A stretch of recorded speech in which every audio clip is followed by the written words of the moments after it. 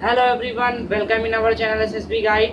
अभी तक हम एनडीए की क्लासेस पढ़ रहे थे और एनडीए में हमने साइंस और इंग्लिश के कुछ चैप्टर्स अपने जो है कवर किए हैं और उन पर ही वीडियो चल रहा था। पर अब सीडीएससी की क्लासेस स्टार्ट कर दी है और सीडीएससी में सबसे पहले हम जीएस की क्लास स्टार्ट करने जा रहे हैं और हमने एनालिसिस वीडियो भी डाला हुआ है जिससे आप खुद एनालाइज कर सकते हैं कि आपको किस पोर्शन पर कैसे प्रिपरेशन करनी है। उसी प्लान के अकॉर्डिंग हम आगे बढ़ेंगे कि जल्दी से हम एक स्ट्रेटजी के साथ अपने पेपर को कैसे हिटअप कर सकते हैं, उस इंक्लूडिंग टाइम के अंदर अपना एक प्लान भी बना सकते हैं। तो ये हमारा पहला वीडियो है और हम इसमें जीएस की क्लास स्टार्ट कर रहे हैं। और तो इंडियन ज्योग्राफी से हम स्टार्ट करते हैं। ज्योग्राफी के हमें 2 टाइप्स होते हैं जो पढ़ने हैं, एक तो इंडियन ज्योग्राफी और एक वर्ल्ड ज्योग्राफी। तो उसमें सबसे पहले इंडियन ज्योग्राफी पढ़ते हैं क्योंकि ये हमारे भारत से रिलेटेड है, तो कुछ इजी पोर्शन भी होता है और इससे काफ़ी क्वेश्चन भी आज किए जाते हैं यूपीएससी एग्जामिनेशन में। तो देखते हैं, आज का टॉपिक मैंने डाल रखा है यहाँ पे ज्योग्राफी। और ज्योग्राफी में हम पढ़ेंगे क्लासिफिकेशन ऑफ इंडियन रॉक्स, मतलब भारतीय चट्टानों का वर्गीकरण। सबसे ज़रूरी ये है कि जब हम इंडियन ज्योग्राफी पढ़ते हैं तो उसमें सबसे पहले इंट्रोडक्शन आता है कि हमारे इंडिया की पॉपुलेशन कितनी है, कितना नॉर्थ है, और ये सारी डिटेल्स बहुत इजी हैं। ये डिटेल्स आपको मैं एज अ पीडीएफ ग्रुप में सेंड कर दूंगा या आप अपनी बुक से भी पढ़ सकते हैं। वो बहुत इजी है। क्षेत्रफल भी पढ़ना, जैसे एरिया इंडिया का क्या है, ये सारी चीज़ें। उसके बाद जो हमारा पहला टॉपिक आता है जो यूपीएससी के सिलेबस के अकॉर्डिंग इम्पोर्टेंट भी है और कई बार इनसे क्वेश्चन भी आते हैं। तो ये टॉपिक है क्लासिफिकेशन ऑफ इंडियन रॉक्स, भारतीय चट्टानों का वर्गीकरण। जो हमारे भारत में पाई जाने वाले चट्टानें हैं वो किस प्रकार की होती हैं और इनका एक्सप्लेनेशन क्या है, इम्पोर्टेंट फैक्ट या जो डाटा होता है वो क्या है। तो बहुत ही इजी वे में हम यहाँ पर समझेंगे, ज़्यादा टफ नहीं करेंगे, लैंग्वेज भी इजी होगी और आसानी से हम अपने टॉपिक्स को समझते हुए ख़त्म करेंगे। क्योंकि जीएस में बहुत प्रॉब्लम थी, सारे कैंडिडेट्स ने भी ये कहा था कि सर एक लेक्चर आप जो है, एक वीडियो आप जो है जीएस के बेस पे बनाइए, जीएस के लिए बहुत ज़रूरी है। तो सीडीएससी और सीएपीएफ बोथ के लिए ये जीएस के नोट्स हैं, तो जिनको आप तैयार भी कर सकते हैं और हमारे साथ समझ भी सकते हैं। तो पहला टाइप आ जाता है चट्टानों का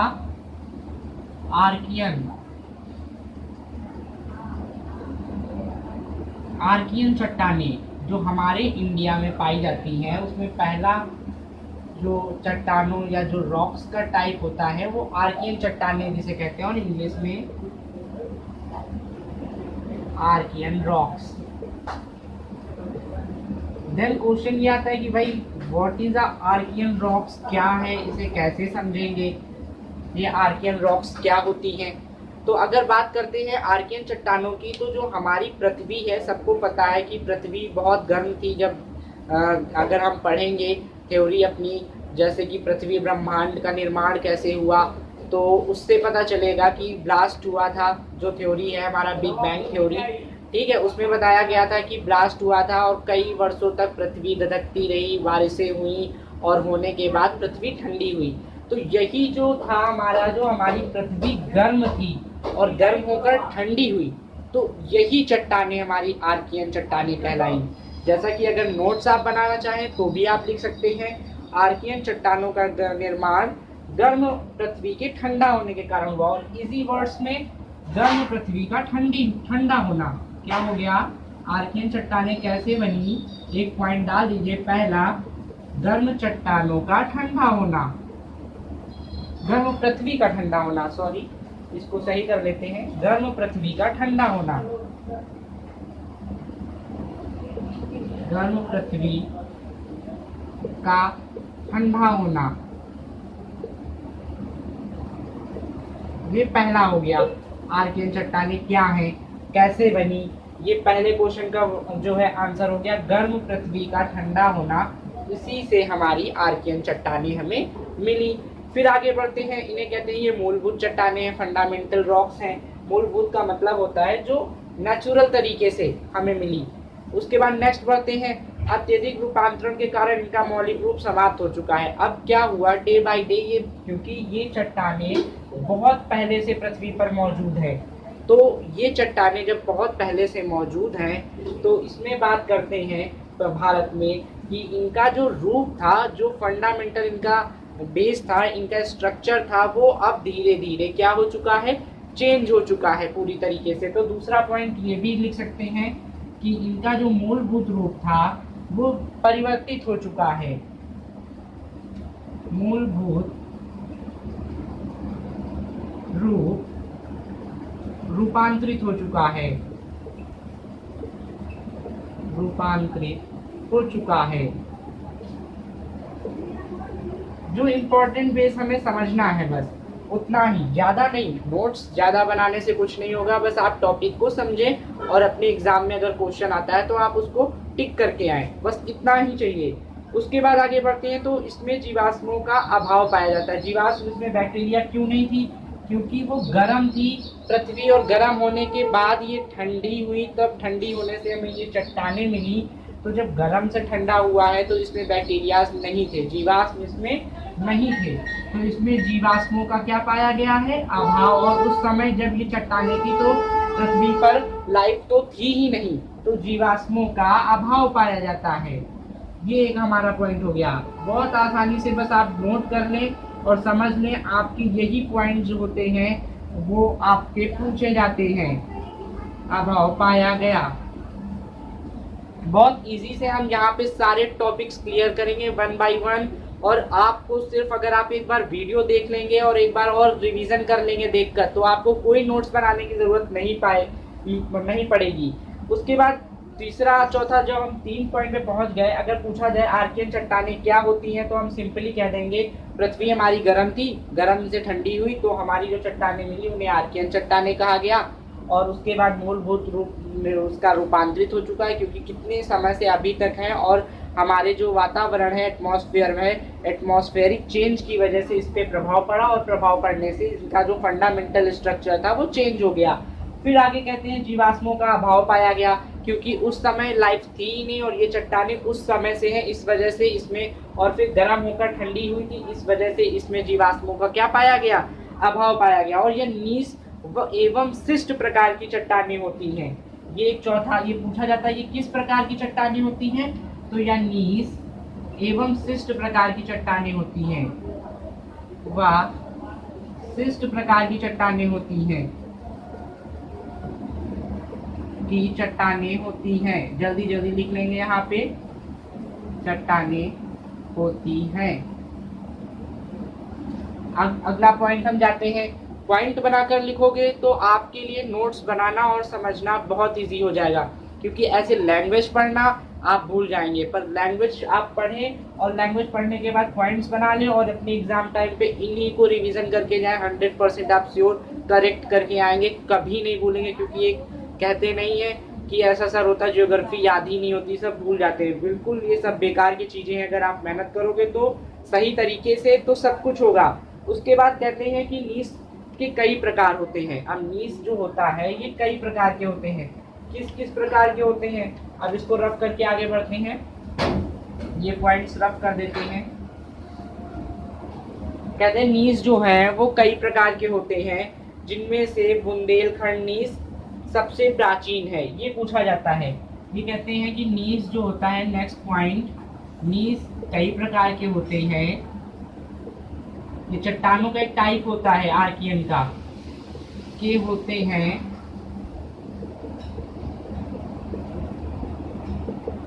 जिसमें से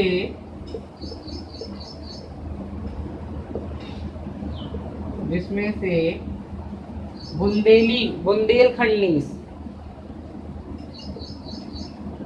ये क्वेश्चन पूछा जा सकता है। बुंदेलखंड, कौन सा नीस, बुंदेलखंड नीस सबसे प्राचीन है।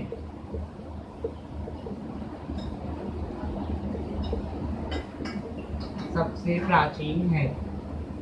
तो 5 पॉइंट हमारे हो गए कि पहली बात आर्कियन चट्टानें क्या है, कैसे बनी। तो कह सकते हैं आर्कियन चट्टानें जो है गर्म पृथ्वी थी, उस पर ठंडा होने से जो चट्टानें मिली वो आर्कियन चट्टानें थी, और इनका फंडामेंटल स्ट्रक्चर चेंज हो चुका है क्योंकि एटमॉस्फेरिक कंडीशंस की वजह से। एंड देन फिर हमने कहा कि ये जो है इनका मौलिक फंडामेंटल स्ट्रक्चर चेन 3 और इसमें जीवाश्म नहीं पाए जाते हैं। और उसके बाद कहा ये नीस एवं शिष्ट प्रकार की चट्टानें हैं।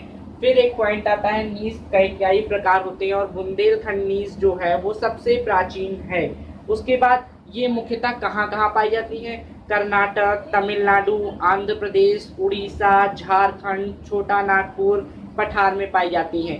ये कुछ हमारे इंपॉर्टेंट प्लेसेस हैं जहाँ पर ये पाई जाती हैं, क्योंकि यूपीएससी जो है वो इसी तरीके से क्वेश्चन करता है। अगर मैचिंग वर्ड में आ जाएगा तो बोलेगा मैच करो ये चट्टानें कहाँ पाई जाती हैं। तो उसमें से ये इतने जो ऑप्शन है ये इनमें से कोई भी दिया जाएगा तो आपको टिक कर लेना है। कहाँ कहाँ पाई जाती हैं ये? कर्नाटक ज्यादा, ये हमारे कर्नाटक में, कर्नाटक, तमिलनाडु, कर्नाटक, तमिलनाडु, आंध्रा, उड़ीसा, आंध्रा, उड़ीसा एंड झारखंड, झारखंड एंड छोटा नागपुर, छोटा नागपुर और छोटा नागपुर पठार में पाई जाते हैं।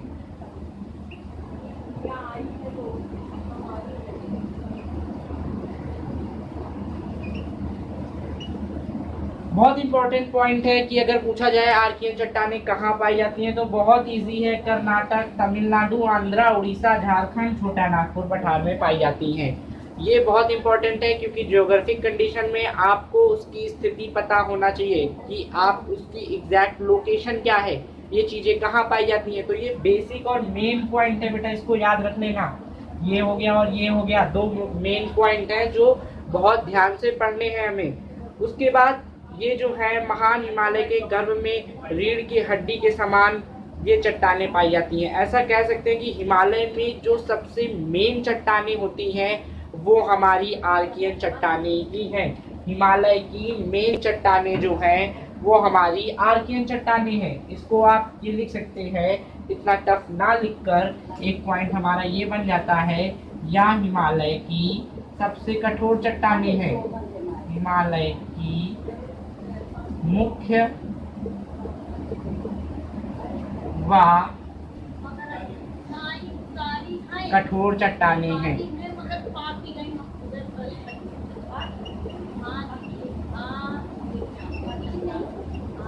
चट्टानें हैं। तो ये देखो इतना हमने पॉइंट में पढ़ लिया, बहुत इजी तरीके से आप इसको नोट कर लेंगे 6-7 पॉइंट में। आपका ये पूरा टॉपिक, ये आपका पूरा टॉपिक क्लियर हो गया कि what is a Archaean rocks और ये कहाँ पर पाई जाती हैं और इनके मेन पॉइंट जो एग्जाम में आ सकते हैं। अब आगे पढ़ेंगे जो दूसरे टाइप की हमारी चट्टान पाई जाती है उसे कहते हैं धारवाड़ चट्टानें। इंडिया में पाई जाती है और यूपीएससी में काफ़ी क्वेश्चन आस्क किए जाते हैं इससे रिलेटेड, तो कहते हैं धारवाड़ चट्टानें। तो धारवाड़ चट्टानें क्या हैं ये जानेंगे। अभी हमने पढ़ा फर्स्ट टाइप जो पढ़ा था वो हमारा था आर्कियन चट्टानें या आर्कियन रॉक्स या धारवेरियन रॉक्स। ये क्या है, इनका निर्माण पहले आर्कियन का मिट्टी पृथ्वी गर्म थी उसके ठंडे होने से हुआ था। तो इसका पहला पॉइंट ये बन जाता है, इनका निर्माण जो है आर्कियन क्रम की चट्टानों के अपरदन एवं निक्षेपण द्वारा हुआ। मतलब ये जो हमारी आर्कियन थी, आर्कियन चट्टानें, उनके अपरदन और निक्षेपण, चट्टानें उनके अपरदन व निक्षेपण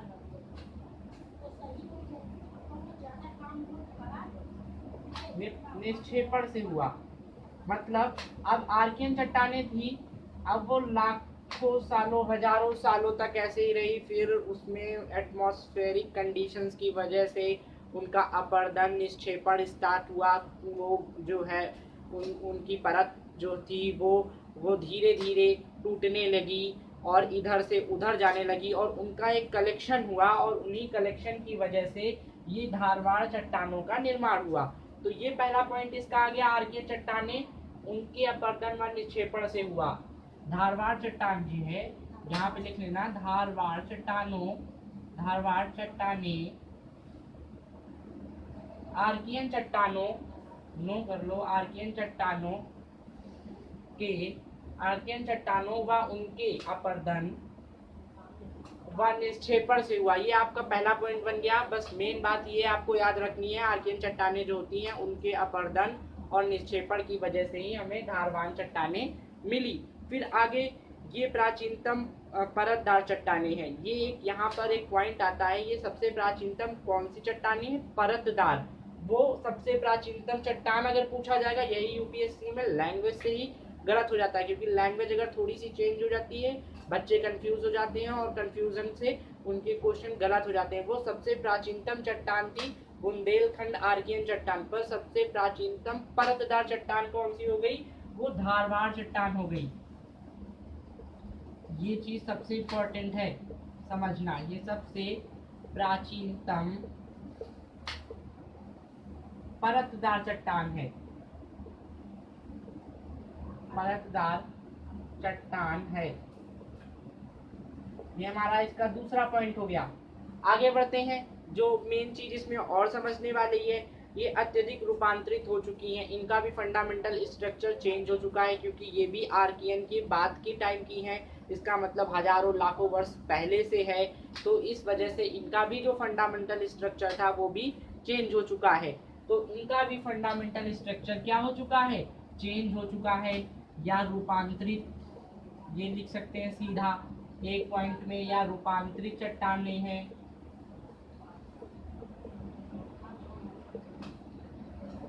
और आगे अगर बढ़े इसमें, तो इसमें भी क्योंकि ये आर्कियन की बात की हैं और उस टाइम भी लाइफ नहीं थी, तो इसमें भी जीवाश्म नहीं पाए जाते हैं। ये एक कॉमन चीज हो गई। ये इस वजह से हम ऐसे लिख लेते हैं जिसमें आपको कंफ्यूजन ना हो आपके नोट्स में बिल्कुल भी,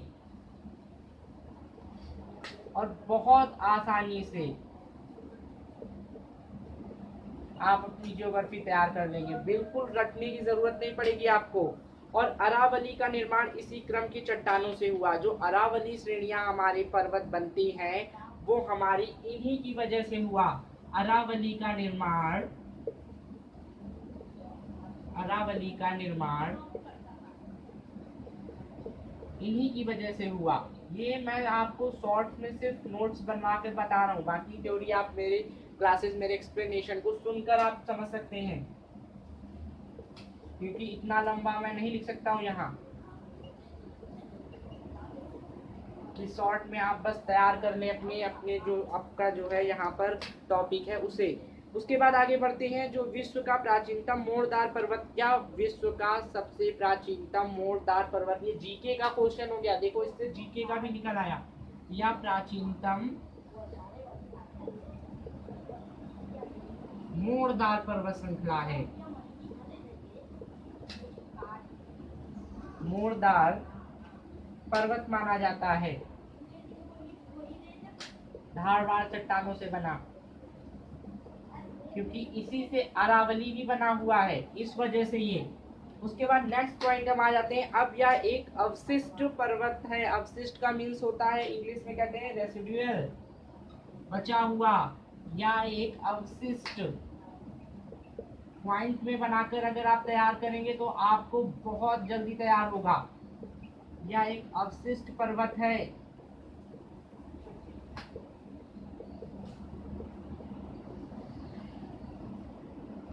रेसिडुअल है।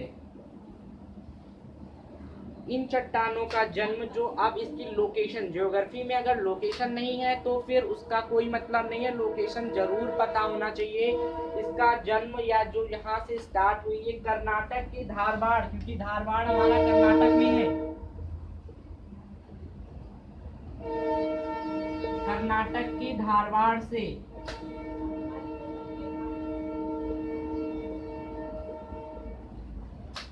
कर्नाटक के धारवाड़ से स्टार्ट हुई और शिमोगा जिले में हुआ।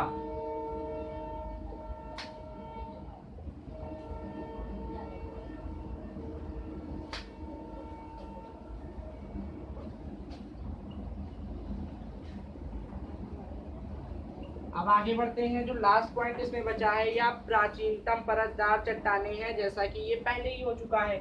यह प्राचीनतम परतदार चट्टानें, और परतदार का मतलब होता है सेडिमेंट्री रॉक्स। ठीक है, तो ये इंपॉर्टेंट चीजें हो गई कि हमने पढ़ लिया धारवाड़ चट्टानें क्या हैं। धारवाड़ चट्टानें जो होती हैं वो आर्कियन चट्टानों के अपरदन व निक्षेपण से प्राप्त होती हैं। या सबसे प्राचीनतम परतदार चट्टान है, ये पूछा जा सकता है। कंफ्यूज पॉइंट यहाँ पे ये है कि वो प्राचीनतम बुंदेलखंड चट्टान थी और यहाँ परतदार है। या रूपांतरित चट्टानें हैं, वहां पर भी वो रूपांतरित हुई थी, इसमें भी जीवाश्म नहीं पाए जाते हैं, मतलब आर्कियन में भी जीवाश्म नहीं पाए जाते हैं। अरावली का निर्माण इन्हीं की वजह से हुआ है। और उसके बाद यह प्राचीनतम मोरदार पर्वत माना जाता है, क्योंकि अरावली सबसे लंबी हो जाती है। यह एक अवशिष्ट पर्वत है। अवशिष्ट का मतलब होता है रेसिडुअल, और यह कर्नाटक के धारवाड़ व शिमोगा जिले में है, या इसका जन्म वहां से हुआ है। ये हमने धारवाड़ चट्टानों के बारे में अपनी जो मेन डिटेल्स थी, जो हमें तैयार करनी थी, वो देख नोट बनता है जो इम्पोर्टेंट है। धारवाड़ चट्टानें जो है हमारी आर्थिक दृष्टि से सर्वाधिक महत्वपूर्ण है। इकोनॉमिकली अगर उससे देखा जाए तो धारवाड़ चट्टानों की हमारी काफ़ी इम्पोर्टेंस है।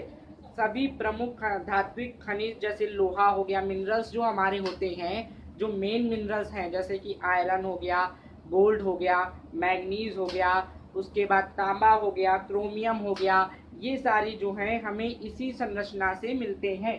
तो ये नोट इसमें लिख सकते हैं, क्योंकि हमारे इकोनॉमिकली बेस से धारवाड़ चट्टानें जो हैं वो बहुत प्रमुख हैं। क्यों प्रमुख हैं? क्योंकि हमें इसी से हमारा जो मिनरल्स है, मेन मिनरल्स मीन्स आयरन, उसके बाद जो है गोल्ड, उसके बाद जो है हमारा मैग्नीज, तांबा, क्रोमियम, ये सारी चीज़ें जो हमें मिलती हैं वो धारवाड़ चट्टानों की अवसंरचना से ही हमें मिलते हैं। तो आज की क्लास में हम अभी इतना ही पढ़ते हैं, उसके बाद आगे हम कंटिन्यू करेंगे इस टॉपिक को। अभी कुटप्पा चट्टानें, गोंडवाना चट्टानें, ये काफ़ी सारी अभी 4-5 चट्टानें ऐसी हैं जो हमें पढ़नी हैं। पर अभी ये वीडियो हम यहीं पे रोकते हैं, और इनमें जो भी कंफ्यूजन हो आपको, आप नीचे कमेंट बॉक्स में जाकर कमेंट करें, और ऐसा भी बताया करिए कि टॉपिक का नरेशन या एक्सप्लेन आपको इजी लगा या नहीं लगा, जिससे हमें और आपको और इजी करने में, मॉडरेट टू इजी कन्वर्ट करने में, आपको आपका इम्पॉर्टेंट स्टडी मटेरियल पहुंचाने का जो है एक सजेशन भी मिल जाता है। तो इसी तरीके से हमारे चैनल को हमारे वीडियोस को लाइक करो और चैनल को सब्सक्राइब करो, और ऐसे स्टूडेंट के साथ ज़रूर शेयर करो जो कोचिंग क्लासेस अफोर्ड नहीं कर पाते हैं। And again thank you very much इतना सारा सपोर्ट देने के लिए, और हमारे ग्रुप्स में जुड़े रहने के लिए। वहाँ ग्रुप्स में भी ज्वाइन करके आप एक दूसरे की भी हेल्प कर सकते हैं, अपने डाउट्स क्लियर कर सकते हैं। मेरी हेल्प जो चाहिए मैं भी कर दूंगा वहाँ पर, आप मुझसे वहाँ अपनी हेल्प, आपको जो डाउट्स हैं आप क्लियर कर सकते हैं। तो इसी तरीके से हमारे चैनल को लाइक करते रहें और हमारे चैनल को सब्सक्राइब करते रहें। जय हिंद, थैंक यू।